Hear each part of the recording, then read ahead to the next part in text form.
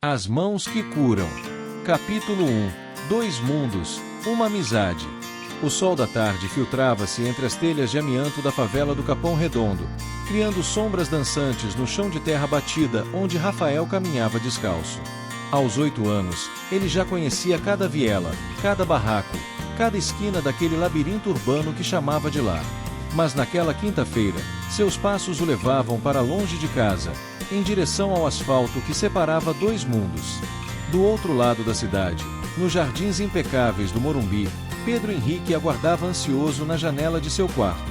O menino loiro de cabelos ondulados pressionava o rosto contra o vidro, procurando pela figura magra e esperta de seu melhor amigo.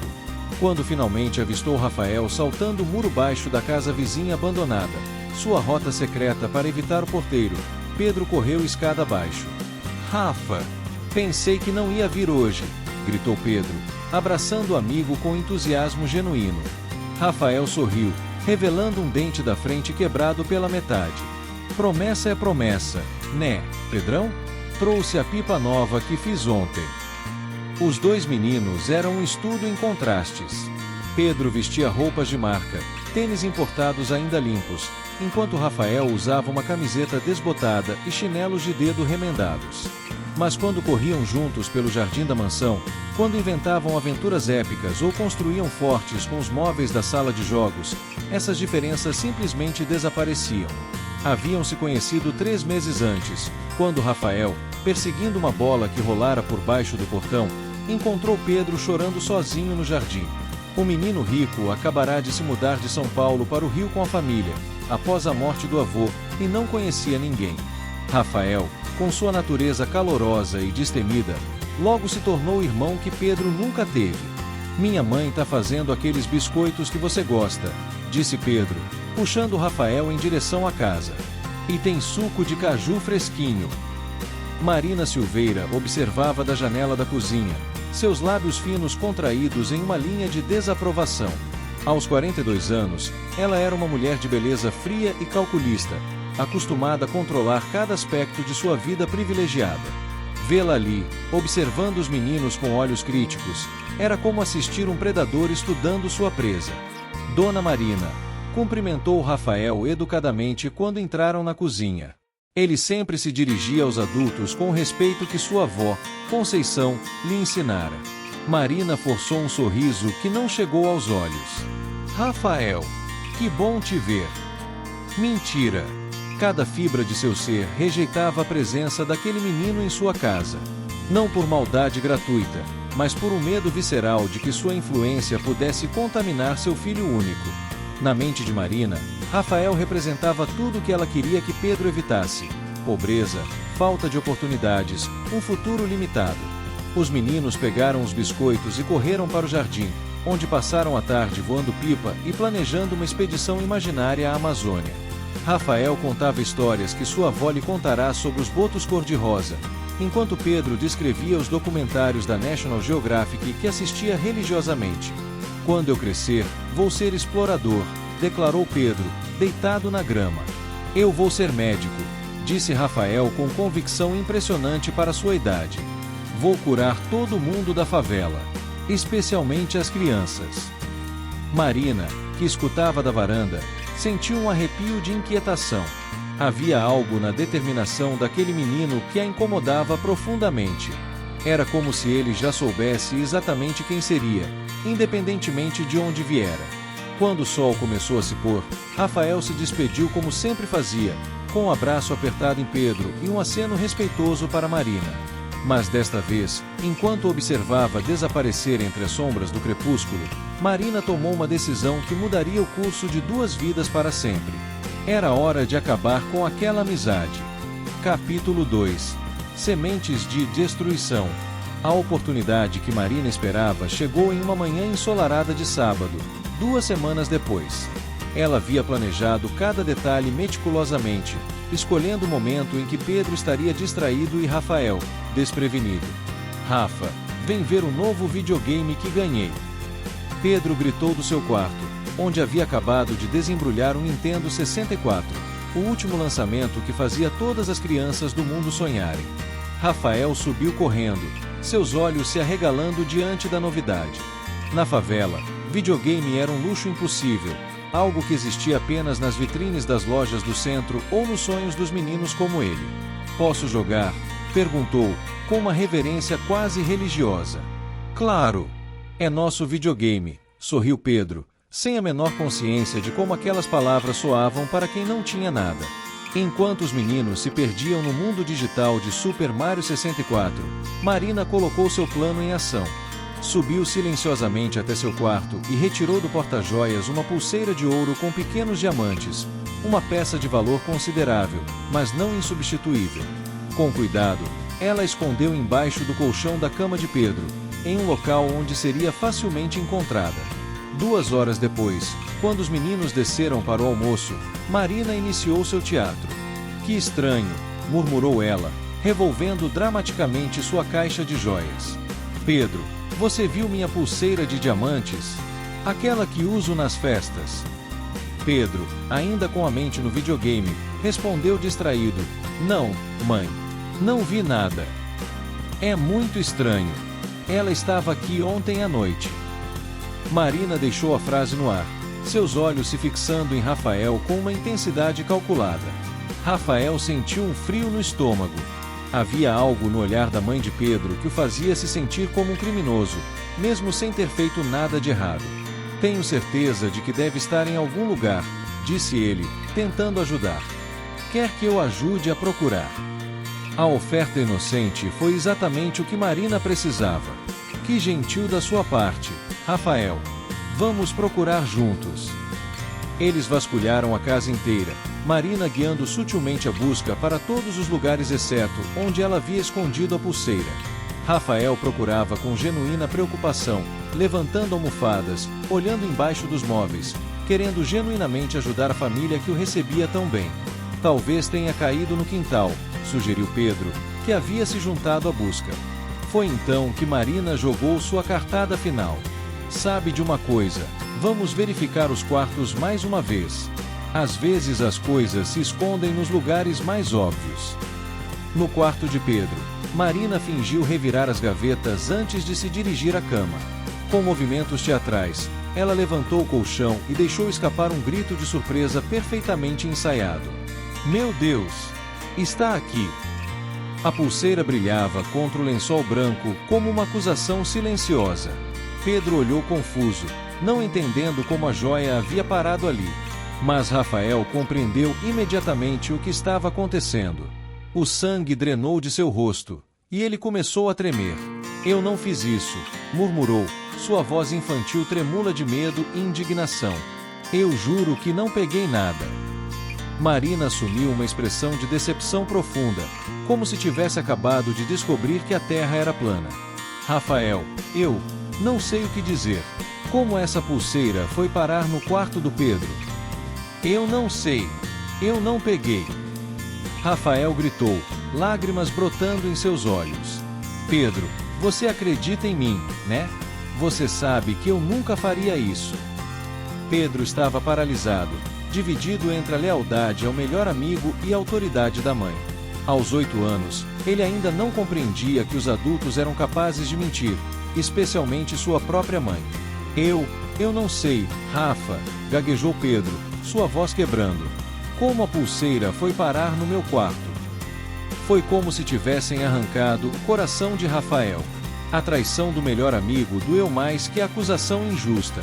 Ele olhou nos olhos de Pedro, procurando algum vestígio da confiança que sempre houvera entre eles, mas encontrou apenas dúvida e confusão.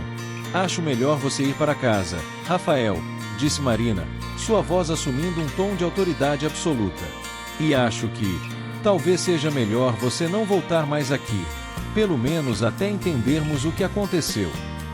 Rafael correu da casa como se estivesse fugindo de um incêndio, suas lágrimas deixando um rastro quente em suas bochechas. Ele pulou o muro, atravessou as ruas em disparada e não parou de correr até chegar ao barraco onde morava com a avó. Conceição encontrou o neto encolhido em um canto, soluçando como se o mundo tivesse acabado.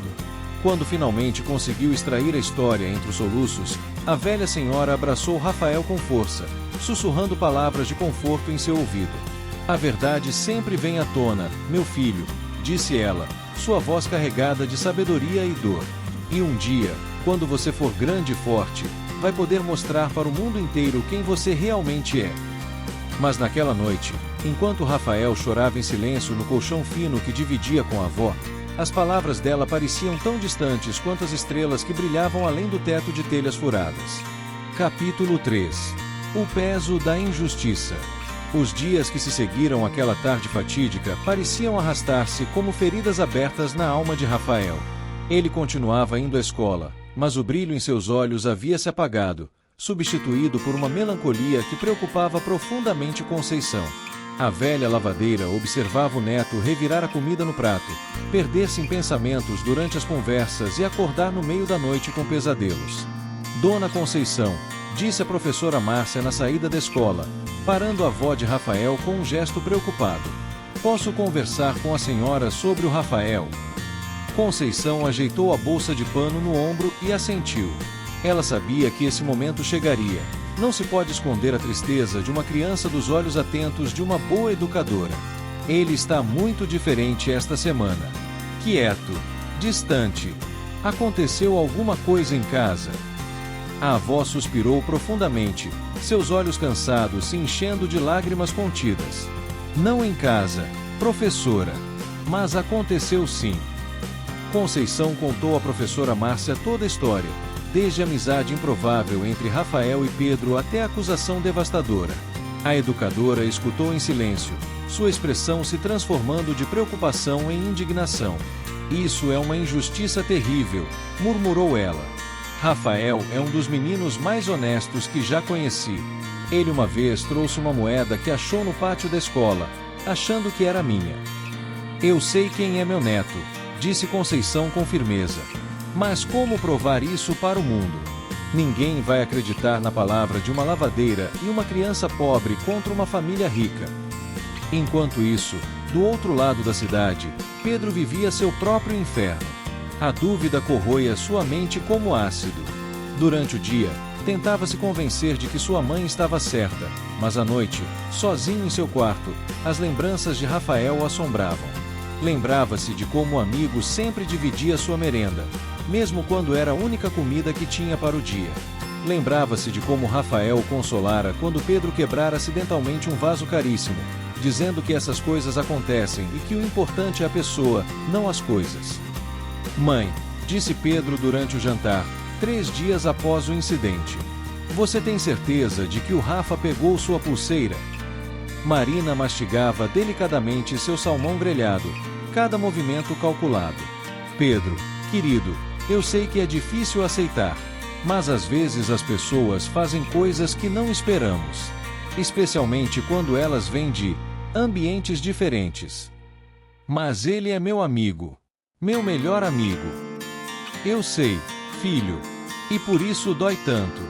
Mas você precisa aprender que nem sempre podemos confiar nas pessoas, não importa o quanto gostemos delas. Roberto Silveira, pai de Pedro, observava a conversa em silêncio. Homem de negócios bem-sucedido, ele havia construído sua fortuna com uma mistura de inteligência, trabalho duro e, quando necessário, decisões difíceis. Mas algo no olhar de sua esposa, algo na facilidade com que ela falava sobre a traição de Rafael, o incomodava. Naquela noite, após Marina adormecer, Roberto subiu até o quarto do filho. Encontrou Pedro acordado, olhando pela janela em direção à favela distante, onde pequenas luzes piscavam como vagalumes terrestres. Não consegue dormir, campeão. Pedro se virou, e Roberto viu lágrimas frescas nos olhos do menino. Pai, o Rafa realmente fez aquilo? Ele realmente roubou a pulseira da mamãe. Roberto sentou-se na cama ao lado do filho, lutando com seus próprios demônios. Ele conhecia Marina há 15 anos, sabia de sua obsessão por status e sua aversão instintiva a qualquer coisa que considerasse inferior. Mas acusar uma criança de roubo? Pedro, às vezes na vida acontecem coisas que não conseguimos explicar completamente. O importante é sempre tentarmos ser justos e bondosos. Mas eu sinto falta dele, pai. Sinto falta do meu amigo. Roberto abraçou o filho, sentindo o peso de uma verdade que não podia, ou não se atrevia a confrontar. De volta à favela, Rafael finalmente tomou uma decisão que mudaria o rumo de sua vida. Naquela noite, após Conceição adormecer exausta de mais um dia de trabalho pesado, ele se levantou e foi até a pequena mesa de madeira compensada que servia como escrivaninha. À luz de uma vela, começou a escrever em um caderno surrado: "Hoje eu decidi que vou ser médico. Não importa o que as pessoas falam de mim. Não importa se elas acham que eu sou ladrão. Um dia eu vou ser médico e vou mostrar para todo mundo quem eu realmente sou. Vou estudar mais que qualquer pessoa. Vou trabalhar mais que qualquer pessoa. E quando eu conseguir, vou voltar e ajudar todo mundo que precisa. Inclusive o Pedro, se ele precisar. Porque mesmo ele não acreditando em mim, ele ainda é meu amigo." Enquanto escrevia, lágrimas pingavam no papel, borrando algumas palavras. Mas a determinação em seus olhos jovens era inabalável. Rafael havia entendido, com a sabedoria precoce que a adversidade ensina, que a única vingança verdadeira contra a injustiça é o sucesso. Na manhã seguinte, ele acordou diferente. Ainda triste, ainda magoado, mas com um propósito que queimava em seu peito como uma chama sagrada. Conceição notou a mudança durante o café da manhã. "Vó", disse Rafael, sua voz carregando uma seriedade nova, "eu vou precisar de mais livros. E de um lugar mais silencioso para estudar." A velha lavadeira olhou nos olhos do neto e viu algo que a fez sorrir pela primeira vez em dias. Viu determinação. Viu futuro. Viu esperança. "Então vamos arranjar isso, meu filho. Vamos arranjar isso." Capítulo 4. Caminhos divergentes. 5 anos haviam se passado desde aquela tarde que dividiu duas vidas jovens como um raio partindo uma árvore. Rafael, agora com 13 anos, havia crescido não apenas em altura, mas em determinação e sabedoria. Seu corpo magro havia se tornado esguio e forte, moldado pelos trabalhos que fazia após a escola para ajudar Conceição, e seus olhos carregavam uma intensidade que impressionava os adultos. A pequena mesa de madeira compensada havia se tornado seu santuário. Todas as noites, sob a luz amarelada de uma lâmpada que ele mesmo havia instalado com fios puxados clandestinamente do poste da rua, Rafael estudava. Matemática, português, ciências, história. Devorava cada livro didático doado pela escola como se fosse um tesouro raro. "Esse menino vai longe", comentava a professora Márcia com Conceição durante as reuniões escolares. "Nunca vi uma criança com tanta sede de conhecimento. As notas dele são perfeitas em todas as matérias."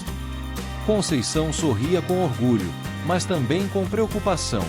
Aos 68 anos, sentia o peso dos anos e do trabalho pesado. Suas mãos, antes ágeis no tanque de lavar roupas, agora tremiam ligeiramente ao final do dia. Ela sabia que não viveria para sempre, e sua maior angústia era deixar Rafael sozinho no mundo. "Rafa", disse ela uma noite, enquanto o neto estudava geometria à luz da lâmpada, "preciso conversar com você sobre uma coisa importante." Rafael levantou os olhos do caderno, imediatamente atento ao tom sério da avó. "Estou ficando velha, meu filho, e você está crescendo. Chegou a hora de pensarmos no seu futuro de verdade." "Vó, não fala assim. A senhora vai viver muitos anos ainda." Conceição sorriu com ternura, acariciando o rosto do neto. "Eu espero que sim, mas preciso ter certeza de que você vai estar preparado para qualquer coisa. Por isso, conversei com o padre Miguel da igreja. Ele conhece um internato em São Paulo, uma escola boa onde você pode estudar e morar. É para meninos com boas notas e..." "Não." Rafael interrompeu, levantando-se bruscamente. "Eu não vou te deixar sozinha." "Rafael, escuta a vovó. Essa é a sua chance. Em São Paulo você pode ter oportunidades que aqui nunca vai ter. Pode entrar numa universidade boa, pode ser médico de verdade." A discussão se estendeu pela noite, mas no final, Rafael compreendeu que sua avó estava certa. Se queria mesmo se tornar médico, precisava de mais do que determinação, precisava de oportunidades. Enquanto isso, do outro lado da cidade, Pedro vivia uma realidade completamente diferente. Aos 13 anos, ele se tornará um adolescente bonito e popular, mas havia algo vazio em seus olhos que não existia antes. A culpa pela traição ao melhor amigo havia se cristalizado em uma melancolia permanente que nem todos os privilégios do mundo conseguiam curar. Pedro, você precisa parar com essa cara de enterro, reclamava Marina durante o almoço. Você tem tudo que um menino da sua idade pode querer: videogames, roupas de marca, a melhor escola particular da cidade. Eu sei, mãe, murmurou Pedro, mexericando a comida no prato. Então por que anda sempre triste? É por causa daquele menino ainda? Pedro, você precisa esquecer isso. Foi há 5 anos. Roberto observava a conversa em silêncio, como havia feito tantas vezes. Ao longo dos anos, suas suspeitas sobre o que realmente acontecerá naquela tarde haviam se intensificado. Conhecia a esposa o suficiente para saber do que ela era capaz quando se sentia ameaçada. Mas confrontar Marina significaria admitir sua própria covardia em não ter defendido uma criança inocente. Pai, disse Pedro naquela noite, quando os dois estavam sozinhos na sala de TV. Você acha que o Rafa está bem? A pergunta pegou Roberto desprevenido. Por que está pensando nisso agora, filho? Não sei. Às vezes eu sonho com ele. E no sonho, ele está estudando numa sala cheia de livros, querendo ser médico. Você acha que ele conseguiu? Você acha que ele ainda quer ser médico? Roberto sentiu um aperto no peito. Não sei, Pedro. Mas se ele queria mesmo, tenho certeza de que está tentando. Pai, posso perguntar uma coisa? Você acredita mesmo que o Rafa roubou a pulseira da mamãe? A pergunta pairou no ar como uma acusação. Roberto olhou nos olhos do filho e viu neles a mesma dúvida que o corroía há 5 anos. Por um momento, esteve à beira de contar a verdade, de admitir suas suspeitas, de tentar consertar o que ainda podia ser consertado. Mas a covardia falou mais alto. Não sei, filho. Realmente não sei. Pedro assentiu tristemente e foi para o quarto, deixando Roberto sozinho com seus remorsos e sua covardia. 3 meses depois, Rafael fazia suas malas, ou melhor, colocava suas poucas posses em uma sacola de pano. 2 mudas de roupa, seus cadernos de estudo, alguns livros emprestados da biblioteca da escola e a foto desbotada de seus pais, mortos quando ele era bebê. Lembra do que a vovó sempre te ensinou, disse Conceição, abraçando o neto no ônibus que o levaria para São Paulo. Seja sempre honesto, trabalhe duro e nunca esqueça de onde você veio. Eu vou voltar, vó. Um dia eu vou voltar médico, e a gente vai ter uma casa bonita, e a senhora nunca mais vai precisar lavar roupa para os outros. Conceição sorriu através das lágrimas. Eu sei que vai, meu filho. Eu sei que vai. Enquanto o ônibus se afastava, levando Rafael em direção ao seu destino, nem ele nem Pedro poderiam imaginar que o tempo havia começado a tecer uma tapeçaria complexa, onde cada fio de suas vidas separadas se entrelaçaria novamente de forma extraordinária. O menino pobre que havia sido acusado injustamente estava a caminho de se tornar um dos maiores neurocirurgiões do país. E o menino rico que havia traído o melhor amigo estava desenvolvendo, sem saber, uma condição médica rara que, 20 anos depois, colocaria sua vida nas mãos daquele mesmo amigo que havia perdido. O destino, ao que parece, tem um senso de ironia impecável. Capítulo 5. Forjado no fogo. São Paulo recebeu Rafael com a frieza impessoal de uma metrópole que devora os fracos e forja os fortes. O Colégio São Vicente, onde ele estudaria pelos próximos 4 anos, era uma instituição austera dirigida por padres salesianos, conhecida por transformar meninos carentes em homens de caráter através de disciplina rigorosa e educação de excelência. Rafael Santos, disse o padre Antônio, diretor da escola, examinando a ficha do novo aluno. Vejo aqui que suas notas são excepcionais. Mas quero que saiba que aqui todos começam do zero. Não importa de onde você veio ou o que passou. O que importa é o que você fará a partir de agora. O dormitório que Rafael dividiria com outros 15 meninos era espartano. Camas de ferro, armários pequenos e uma disciplina que começava às 5 da manhã com orações e exercícios físicos. Para alguém acostumado com o chão de terra batida e o teto furado da favela, aquilo parecia luxo. Mas não foi fácil. Nos primeiros meses, Rafael enfrentou o preconceito sutil e às vezes explícito de alguns colegas. Sua origem humilde, seu sotaque carioca, suas roupas simples, tudo isso o marcava como diferente. Alguns meninos, principalmente aqueles de famílias mais abastadas que estudavam ali como castigo por mau comportamento, faziam questão de lembrá-lo constantemente de seu lugar. "Olha só, o favelado chegou", sussurrava Marcelo Brandão, filho de um empresário paulista, sempre que Rafael entrava no refeitório. "Será que contou os talheres depois do almoço?" A referência doía mais do que um soco no estômago. Rafael sentia a mesma humilhação de 5 anos atrás queimar em suas veias, mas agora ele era mais velho, mais sábio. Em vez de revidar com raiva, ele canalizava a dor para o estudo. Todas as noites, enquanto os outros meninos dormiam, Rafael permanecia acordado à luz de uma pequena lanterna, devorando livros de biologia, anatomia e medicina. Havia descoberto na biblioteca do colégio uma seção médica abandonada, repleta de textos que os padres usavam antigamente para suas aulas de ciências. Ali, entre páginas amareladas e ilustrações detalhadas do corpo humano, Rafael encontrou seu refúgio. "Por que você estuda tanto?", perguntou-lhe certa noite Tomás, seu companheiro de beliche. "Você já é o primeiro da turma em tudo." "Porque eu tenho um sonho", respondeu Rafael simplesmente. "E sonhos não se realizam sozinhos." Foi durante o segundo ano no colégio que Rafael conheceu doutora Helena Martins, uma médica neurologista que visitava a escola mensalmente para dar palestras sobre carreiras na saúde.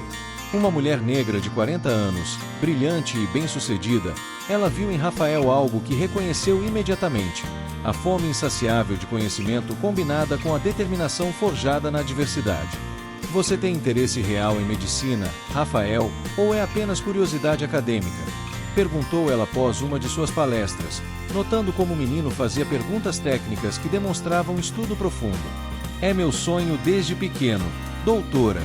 Quero ser neurocirurgião." Helena sorriu. "Neurocirurgia é uma das especialidades mais difíceis da medicina. Exige anos de estudo, residência brutal, uma dedicação que consome a vida inteira." "Eu sei", disse Rafael com a convicção inabalável de seus 16 anos. "Mas é isso que eu quero." A partir daquele dia, doutora Helena tornou-se mentora informal de Rafael.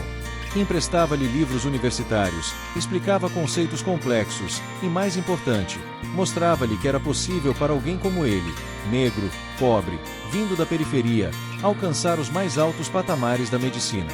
Enquanto isso, no Rio de Janeiro, Pedro completava seu ensino médio no Colégio Santo Inácio, uma das escolas mais prestigiosas da cidade.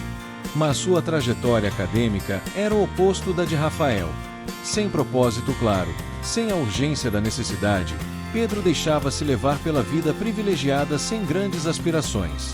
As dores de cabeça começaram durante o terceiro ano do ensino médio. Inicialmente esporádicas, tornaram-se gradualmente mais frequentes e intensas. Pedro as atribuía ao estresse dos vestibulares, mas Marina, sempre atenta aos detalhes, notou outras mudanças, episódios de desorientação, pequenos lapsos de memória, uma lentidão nos reflexos que não combinava com a agilidade natural do filho. "Roberto, estou preocupada com Pedro", disse ela ao marido numa noite. "Ele não está bem. Acho que devemos levá-lo ao médico." São os vestibulares, Marina. Todo adolescente fica estressado nessa época. Não, é mais que isso. Ontem ele esqueceu completamente uma conversa que tivemos pela manhã. E olha como ele anda descoordenado. Roberto observou o filho mais atentamente nos dias seguintes e teve que admitir que Marina estava certa. Havia algo errado com Pedro, algo que ia além do estresse típico da adolescência. O primeiro médico que consultaram disse que eram sintomas normais de ansiedade. O segundo sugeriu acompanhamento psicológico. Foi apenas no terceiro consultório, diante de um neurologista experiente, que a família Silveira ouviu as palavras que mudariam suas vidas para sempre. "Vamos precisar fazer alguns exames mais detalhados. Uma ressonância magnética, principalmente. Algumas das coisas que vocês estão descrevendo podem indicar. Bem, vamos aguardar os resultados dos exames." Enquanto Pedro enfrentava incerteza sobre sua saúde, Rafael se preparava para o vestibular de medicina na Universidade de São Paulo. Aos 17 anos, ele havia se tornado um jovem impressionante, alto, musculoso pelos anos de disciplina no colégio, com olhos que queimavam de inteligência e determinação. Mas por trás da confiança exterior, carregava ainda cicatrizes emocionais daquela tarde de 5 anos atrás.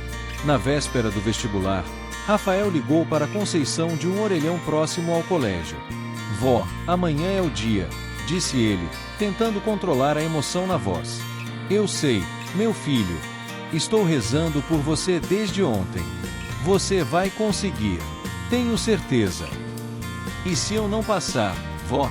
E se não for bom o suficiente?" A voz de Conceição ficou firme, carregada de toda a sabedoria de seus 70 anos.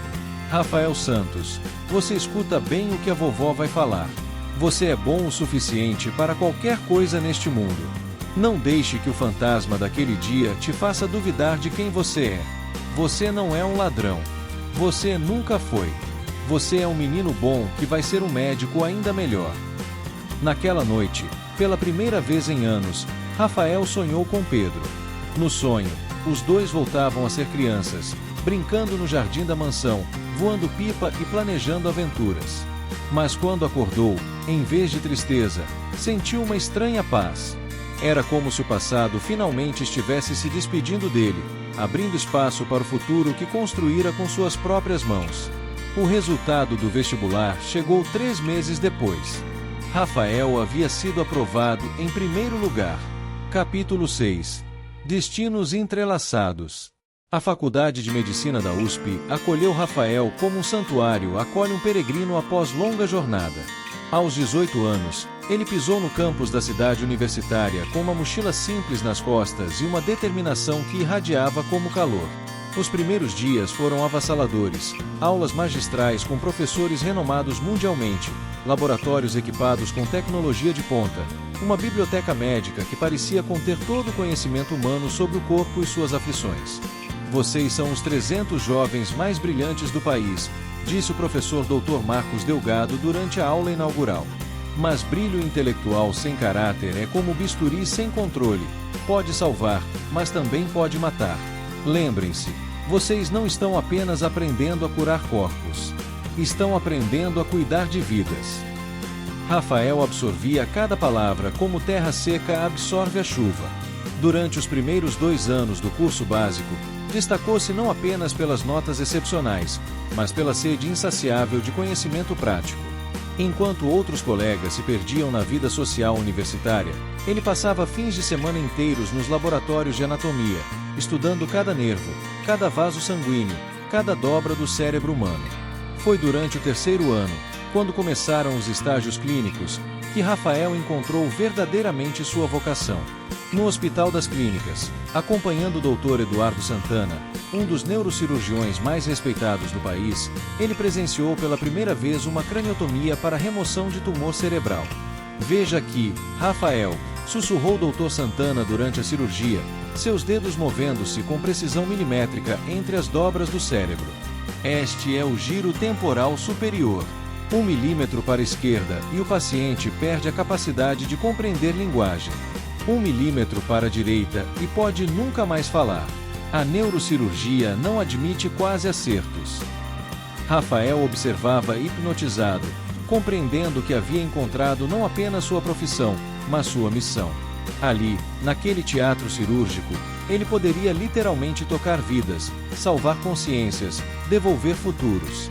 "Doutor Santana", disse ele após a cirurgia, "o que é preciso para se tornar um neurocirurgião como o senhor?" O médico mais velho sorriu, reconhecendo no jovem estudante a mesma paixão que o consumira décadas atrás. "Sacrifício, Rafael.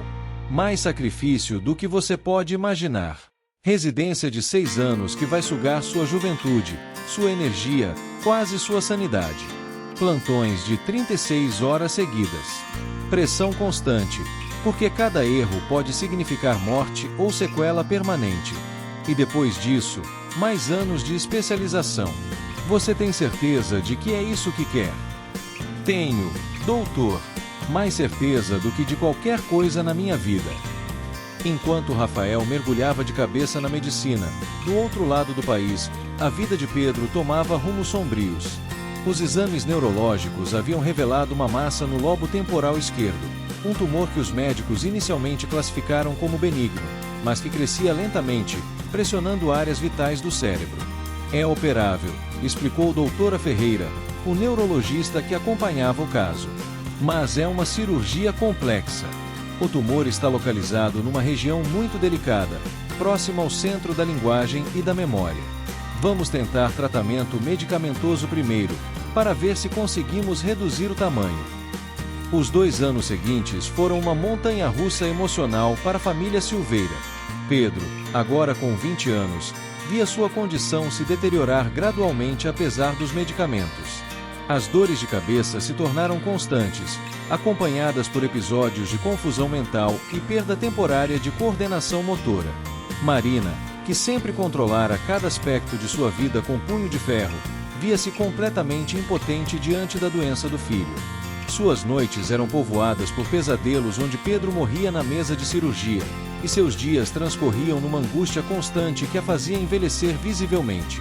Talvez seja um castigo, murmurou ela certa noite para Roberto, quando pensava que ninguém podia ouvi-la. Talvez seja por causa daquele menino. Roberto fingiu não ter escutado, mas as palavras da esposa ecoaram em sua mente como sinos funestos. Ele também havia pensado nisso, se a injustiça que haviam cometido contra Rafael estava de alguma forma se refletindo no sofrimento de Pedro. Foi durante uma consulta de rotina que receberam a notícia que mudaria tudo. O tumor cresceu significativamente, disse doutora Ferreira, mostrando as novas imagens da ressonância magnética.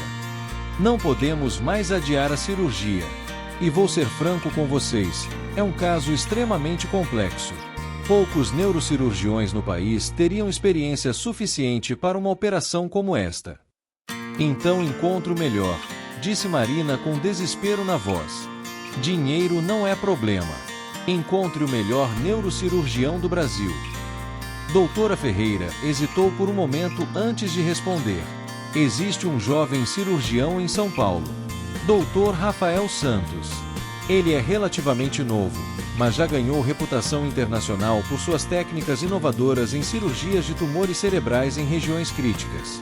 Se alguém pode operar seu filho com segurança, é ele. O nome caiu sobre a família como um raio.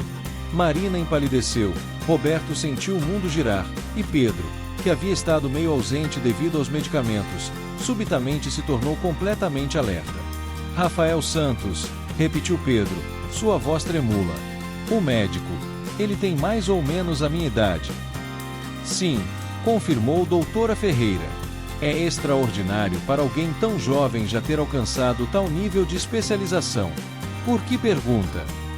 Pedro olhou para os pais, seus olhos se enchendo de lágrimas pela primeira vez desde o diagnóstico. Eu acho que conheço esse médico. Acho que ele é o Rafa. O silêncio que se seguiu foi ensurdecedor. Marina sentia como se o chão estivesse se abrindo sob seus pés. Roberto lutava entre o alívio de finalmente poder confrontar o passado e o terror de descobrir a verdade. E Pedro, pela primeira vez em 12 anos, sentia uma centelha de esperança, não apenas por sua condição médica, mas pela possibilidade de reencontrar o amigo que havia perdido por sua própria covardia. Queremos marcar uma consulta com o Dr. Rafael Santos, disse Roberto finalmente, sua voz carregada de uma determinação que surpreendeu a si mesmo. O mais rápido possível. Doutora Ferreira assentiu e fez algumas anotações. Vou entrar em contato com a equipe dele hoje mesmo. Vocês devem saber que ele é muito concorrido, tem uma lista de espera de meses. Mas dado a urgência do caso de Pedro, tenho certeza de que ele vai aceitar vê-los. Enquanto a família Silveira saía do consultório, nenhum deles poderia imaginar que, naquele exato momento, em São Paulo, Dr. Rafael Santos terminava uma cirurgia de 12 horas que salvara a vida de uma criança de 8 anos com um tumor cerebral, uma criança pobre da periferia, exatamente como ele havia sido. Capítulo 7. O reencontro. O consultório de Dr. Rafael Santos no Hospital Sírio-Libanês era um reflexo de sua jornada, moderno e sofisticado, mas com toques pessoais que revelavam suas origens. Uma foto de Conceição sorria da escrivaninha ao lado de diplomas e certificações internacionais. Livros de neurociências dividiam espaço com um pequeno crucifixo de madeira que a avó lhe dera antes de morrer, 3 anos atrás. Rafael, agora com 28 anos, havia se tornado exatamente o que prometera ser naquela noite de lágrimas e determinação na favela. Alto, elegante, com mãos seguras que já haviam salvado centenas de vidas, ele era considerado um prodígio da neurocirurgia brasileira. Suas técnicas inovadoras eram estudadas em universidades americanas e europeias, e sua taxa de sucesso em cirurgias complexas era incomparável. Mas por trás do sucesso profissional, Rafael carregava ainda cicatrizes emocionais da infância. Nunca se casara, nunca permitirá que alguém se aproximasse o suficiente para conhecer suas vulnerabilidades. Sua vida era medicina, seus pacientes eram sua família, e sua missão era provar, cirurgia após cirurgia, que o menino acusado de roubo havia se tornado um homem íntegro. Doutor, disse sua secretária através do interfone, chegou a família do paciente Pedro Henrique Silveira. São as 3 horas. Rafael consultou a pasta médica mais uma vez. Tumor no lobo temporal esquerdo, crescimento progressivo, localização crítica próxima às áreas de Broca e Wernicke. Um caso desafiador, mas não impossível. Ele havia operado casos similares dezenas de vezes. Pode mandá-los entrar, respondeu, ajeitando o jaleco branco. A porta se abriu e o tempo pareceu congelar. Pedro entrou primeiro, visivelmente fragilizado pela doença, mas ainda reconhecível apesar dos 20 anos transcorridos. Atrás dele, Marina e Roberto completavam um quadro que Rafael jamais esquecera, mesmo nos momentos em que desejou fazê-lo. O silêncio se estendeu por longos segundos, carregado de reconhecimento mútuo e emoções conflitantes. Pedro foi o primeiro a falar, sua voz tremula de emoção e arrependimento. Rafa! Rafael sentiu como se um punho invisível apertasse seu coração. Ali estava o menino que havia sido seu melhor amigo, o primeiro a acreditar em seus sonhos, mas também o primeiro a traí-lo quando precisou de sua confiança. 20 anos de mágoa, estudo obsessivo e sucesso construído sobre a dor daquele dia convergiram naquele momento. Pedro, disse Rafael finalmente, sua voz profissional mascarando o terremoto emocional interior. Por favor, sentem-se. Marina estava visivelmente abalada. A mulher que um dia orquestrara uma injustiça cruel agora se via diante de suas consequências, implorando silenciosamente pela misericórdia do homem que havia tentado destruir quando era apenas uma criança. Doutor Rafael, começou Roberto, sendo o primeiro a quebrar o protocolo médico. Eu preciso dizer algo antes de começarmos a falar sobre o caso do Pedro. Rafael ergueu a mão, interrompendo-o, Sr. Roberto. Estou aqui como médico. Minha única preocupação é a condição neurológica do meu paciente. O passado ficou no passado. Mas mesmo enquanto falava, Rafael sabia que estava mentindo. O passado estava ali, vivo e pulsante entre eles como uma ferida mal cicatrizada. Ele conduziu a consulta com profissionalismo impecável, explicando detalhadamente a condição de Pedro, os riscos da cirurgia, as possíveis complicações. Mas durante todo o tempo, sentia os olhos de Pedro fixos nele, carregados de um arrependimento que atravessava décadas. A cirurgia é nossa única opção, concluiu Rafael após examinar minuciosamente os exames. Mas vou ser completamente honesto com vocês. É uma das operações mais complexas que existem. O tumor está localizado numa região onde um erro de meio milímetro pode causar perda permanente da fala, da compreensão ou da memória. Qual é a taxa de sucesso? Perguntou Marina, sua voz mal controlada. Nas minhas mãos, 85% de chance de sucesso completo. 10% de chance de sequelas menores. 5% de resultados fatais. O número pairou no ar como uma sentença. Pedro fechou os olhos, processando a informação, enquanto seus pais se agarravam um ao outro. Doutor, disse Pedro subitamente, olhando diretamente nos olhos de Rafael. Posso falar com o senhor, com você, a sós. Rafael hesitou, mas assentiu. Claro. Senhor e senhora Silveira, poderiam nos dar alguns minutos? Quando ficaram sozinhos, Pedro se levantou da cadeira com dificuldade e caminhou até a janela que dava vista para a cidade. Rafael permaneceu sentado, observando o antigo amigo lutar para encontrar as palavras certas. Rafa, disse Pedro finalmente, sua voz carregada de 20 anos de culpa, eu sei que você não roubou a pulseira da minha mãe. Eu sempre soube. As palavras atingiram Rafael como um soco certeiro. Mesmo esperando por essa confissão há décadas, ouvi-la ainda doía. Então por que você não disse nada? Perguntou Rafael, sua máscara profissional finalmente rachando. Pedro se virou com lágrimas nos olhos. Porque eu era uma criança covarde. Porque eu tinha medo da minha mãe. Porque eu não tive coragem de enfrentar a autoridade de um adulto, mesmo sabendo que ela estava mentindo.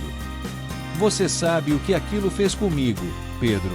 Você sabe quantas noites eu chorei, quantas vezes eu quis desistir de tudo porque o meu melhor amigo achou que eu era um ladrão. Eu sei, sussurrou Pedro. E eu sei que não posso desfazer isso. Mas preciso que você saiba que não passou um dia sequer em todos esses anos sem que eu pensasse em você, sem que eu sentisse remorso pelo que aconteceu. Rafael se levantou e caminhou até a janela, ficando ao lado de Pedro.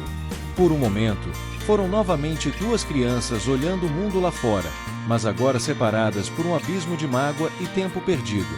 Você se tornou tudo o que disse que seria, murmurou Pedro. Médico, neurocirurgião, você salvou centenas de vidas, não foi? Não fiz isso por vocês, disse Rafael, sua voz dura. Fiz por mim, para provar que eu não era o que sua mãe disse que eu era. E agora? Agora você vai salvar a minha vida também. A pergunta ficou suspensa no ar. Rafael olhou para Pedro, seu antigo melhor amigo, agora seu paciente, um homem quebrado pelo remorso e ameaçado pela morte, e sentiu algo se movendo em seu peito. Não era perdão, ainda não. Mas talvez fosse o primeiro passo em direção a ele. Eu vou fazer a cirurgia, disse Rafael finalmente. Não por causa do nosso passado, mas porque é isso que eu faço. Eu salvo vidas. Mesmo quando essas vidas me magoaram. Pedro assentiu, compreendendo que era mais do que merecia. Obrigado, Rafa. Obrigado por ser o homem que você se tornou, apesar de tudo o que fizemos com você. Rafael voltou para sua mesa, reassumindo sua postura profissional. A cirurgia será na próxima semana. Minha equipe vai entrar em contato com vocês para todos os preparativos. Quando a família Silveira saiu do consultório, Rafael permaneceu sozinho por longo tempo, olhando a foto de Conceição em sua mesa. A voz da avó ecoava em sua mente. A verdade sempre vem à tona, meu filho. E quando ela vier, você vai descobrir que o perdão cura mais que qualquer remédio. Na semana seguinte, Rafael realizaria a cirurgia mais importante de sua carreira. Não apenas porque era tecnicamente desafiadora, mas porque seria o momento em que o menino ferido daria lugar ao homem que escolhera curar em vez de se vingar. Capítulo 8. As mãos que curam. O centro cirúrgico do Hospital Sírio-Libanês estava silencioso às 5 da manhã, banhado pela luz fria dos equipamentos médicos. Rafael havia chegado 2 horas antes da cirurgia, como sempre fazia nos casos mais desafiadores. Precisava daqueles momentos de quietude para mentalizar cada passo da operação, cada corte, cada movimento que faria nas próximas 8 horas. Na sala de preparação, ele examinou mais uma vez as imagens do cérebro de Pedro projetadas nos monitores de alta definição. O tumor havia crescido perigosamente próximo ao centro da linguagem, uma região onde a margem de erro era praticamente inexistente. Um tremor involuntário na mão, um segundo de distração, e Pedro poderia acordar mudo para sempre, se é que acordasse. Doutor, o paciente já está sendo preparado, informou doutora Camila, sua residente mais brilhante. A família está na sala de espera. Rafael assentiu, ajustando as luvas cirúrgicas com o mesmo ritual que seguia há 10 anos. Mas desta vez era diferente. Desta vez, não eram apenas mãos treinadas que operariam, eram mãos que carregavam o peso do perdão e da redenção. Na sala de espera, Marina caminhava de um lado para o outro como um animal enjaulado. 20 anos de culpa haviam se cristalizado naquela manhã, transformando-se em uma angústia que a consumia. Roberto permanecia sentado, perdido em seus próprios pensamentos, enquanto relembrava cada detalhe daquela tarde fatídica quando escolheu a covardia em vez da justiça. Ele vai ficar bem, murmurou Roberto, mais para si mesmo que para a esposa. O Rafael, ele é um bom médico, um bom homem. Marina parou de andar e olhou para o marido com olhos vermelhos de insônia e lágrimas. Roberto, preciso dizer uma coisa. Sobre aquele dia, sobre a pulseira. Eu sei, Marina. Eu sempre soube. As palavras saíram como um suspiro carregado de 20 anos de covardia admitida. Marina olhou para ele, chocada. Você sabia? E nunca disse nada. Eu era covarde demais para confrontar você. Covarde demais para admitir que havia deixado uma criança inocente ser acusada injustamente. Roberto cobriu o rosto com as mãos. E agora, essa mesma criança está lá dentro, tentando salvar nosso filho. Marina desabou na cadeira ao lado do marido, finalmente permitindo que as lágrimas represadas por tanto tempo fluíssem livremente. Meu Deus, Roberto, o que nós fizemos? O que eu fiz? No centro cirúrgico, Rafael fazia a primeira incisão no couro cabeludo de Pedro. Seus movimentos eram precisos, calculados, resultado de milhares de horas de treinamento e centenas de cirurgias similares. Mas havia algo diferente naquela operação, uma conexão emocional que ele raramente permitia emergir durante os procedimentos. Vital está instável, informou o anestesista. Blood pressure 120/80, heart rate 65. Obrigado, Dr. Silva, respondeu Rafael, começando a afastar cuidadosamente os tecidos para expor o crânio. Vamos proceder com a craniotomia. O som da serra óssea preencheu a sala, um ruído que poderia parecer terrível para leigos, mas que para Rafael soava como música. Era o som da ciência vencendo a natureza, da medicina moderna abrindo caminho para salvar uma vida. Enquanto trabalhava, sua mente vagou involuntariamente para as tardes de infância que havia passado com Pedro. Lembrou-se de como sonhavam juntos com o futuro, de como Pedro sempre acreditara que Rafael seria capaz de qualquer coisa. Ironicamente, aquela fé infantil havia se tornado profecia. Dura matéria exposta, anunciou Rafael, preparando para a incisão na membrana. A cada corte, a cada movimento preciso de suas mãos, Rafael sentia como se estivesse também operando as feridas de seu próprio passado. Não era apenas o tumor que ele estava removendo, era a mágoa, o ressentimento, a raiva que carregara por 2 décadas. Tumor visualizado, disse ele 4 horas após o início da cirurgia, iniciando a dissecção. Este era o momento mais crítico. O tumor estava entrelaçado com tecido cerebral saudável, grudado em áreas responsáveis pela fala e compreensão. Rafael utilizou todas as técnicas mais avançadas da neurocirurgia moderna: mapeamento cortical, ultrassom intraoperatório, monitoramento neurofisiológico contínuo. Função de linguagem preservada, informou a neurologista responsável pelo monitoramento. Podemos prosseguir. Centímetro por centímetro, Rafael foi removendo o tumor, suas mãos movendo-se com a precisão de um relojoeiro e a delicadeza de um artista. Cada fibra nervosa era preservada, cada vaso sanguíneo respeitado. Era uma dança microscópica entre a vida e a morte, onde apenas os cirurgiões mais habilidosos ousavam aventurar-se. 90% do tumor removido, anunciou ele 6 horas após o início. Vitais estáveis. Função neurológica preservada. Foi então que aconteceu o imprevisto. Uma pequena artéria, escondida atrás do tumor, começou a sangrar.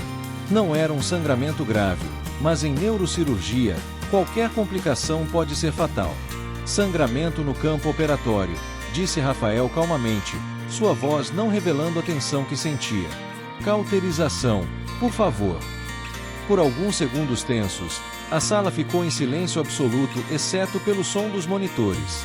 Rafael trabalhou com precisão milimétrica, controlando o sangramento sem danificar o tecido circundante. Era nesses momentos que se separavam os bons cirurgiões dos excepcionais. Hemostasia conseguida, anunciou finalmente, prosseguindo com a remoção do tumor residual. Mais 2 horas se passaram antes que Rafael pudesse anunciar as palavras que todos esperavam: tumor completamente removido. Função neurológica preservada. Vitais estáveis. Vamos começar o fechamento. Quando finalmente saiu do centro cirúrgico, 8 horas e 15 minutos após o início da operação, Rafael estava exausto mas triunfante. Havia salvado a vida de Pedro e, no processo, havia salvado também a si mesmo. Na sala de espera, Marina e Roberto se levantaram imediatamente quando o viram aparecer. Rafael ainda usava o gorro e a máscara cirúrgica, mas seus olhos sorriam. A cirurgia foi um sucesso completo, disse ele. O tumor foi removido integralmente. Pedro vai ficar bem. Marina desabou em lágrimas de alívio, mas foi Roberto quem encontrou coragem para dizer o que ambos sentiam. Doutor Rafael. Rafa, não temos palavras para agradecer. Você salvou nosso filho depois do que fizemos com você. Rafael tirou a máscara e o gorro, revelando um rosto cansado mas sereno. Senhor Roberto, quando eu entro naquela sala de cirurgia, só existe uma coisa: salvar a vida que está nas minhas mãos. O resto é passado. Marina se aproximou, tremendo de emoção. Rafael, eu preciso pedir perdão. Por tudo. Pela mentira, pela injustiça, por ter tentado destruir um menino inocente. Rafael olhou para ela, a mulher que havia sido o pesadelo de sua infância, agora frágil e quebrada pelo remorso. Sentiu uma paz estranha se instalando em seu coração. Dona Marina, disse ele gentilmente, o perdão não é só para quem pede. É para quem dá também. E eu preciso perdoar vocês para finalmente ser livre. 3 dias depois, Pedro acordou completamente lúcido na UTI. Suas primeiras palavras foram: Rafa, você está aí. Rafael sorriu, segurando a mão do antigo amigo. Estou aqui, Pedrão. E você está bem. Vai ficar completamente bem. Obrigado, sussurrou Pedro, lágrimas escorrendo por seu rosto. Obrigado por ter se tornado o homem que você é. Obrigado por ter me salvado, mesmo eu não merecendo. Todos merecem uma segunda chance, Pedro. Todos merecem ser salvos. 6 meses depois, Pedro havia se recuperado completamente. Mais do que isso, havia encontrado um propósito. Trabalhava agora em uma ONG que Rafael havia criado para levar atendimento médico às favelas do Rio de Janeiro. Era sua forma de honrar a amizade que havia traído e de ajudar crianças como Rafael havia sido. Na inauguração da nova clínica da ONG no Capão Redondo, Rafael discursou para uma multidão de moradores, autoridades e jornalistas. Mas suas palavras se dirigiam especialmente a Pedro, que estava na primeira fila. Eu aprendi que a verdadeira cura não acontece apenas na mesa de cirurgia, disse Rafael, sua voz ecoando pelo microfone. Ela acontece quando escolhemos o perdão em vez da vingança, quando transformamos nossa dor em propósito, quando usamos nossas mãos não para ferir, mas para curar. Ele olhou para Pedro e sorriu. E às vezes, as mãos que curam são as mesmas que foram feridas injustamente. Mas é exatamente por isso que elas sabem curar com tanto amor. Naquela noite, os 2 amigos caminharam juntos pelas ruas da favela onde Rafael havia crescido. A amizade havia renascido, mais forte e madura, forjada não apenas na inocência da infância, mas na sabedoria que vem do perdão e da redenção. Sabe o que é mais incrível? Disse Pedro enquanto observavam as luzes da cidade se espalharem até o horizonte. Você se tornou exatamente o que sempre disse que seria. Médico, curador, herói. Rafael sorriu, tocando inconscientemente a cicatriz quase invisível em seu peito, onde durante anos havia carregado a dor da injustiça. E você se tornou o amigo que eu sempre soube que você poderia ser. Só precisou de tempo para crescer em coragem. Eles caminharam em silêncio confortável, 2 homens que haviam encontrado o caminho de volta um para o outro através do perdão.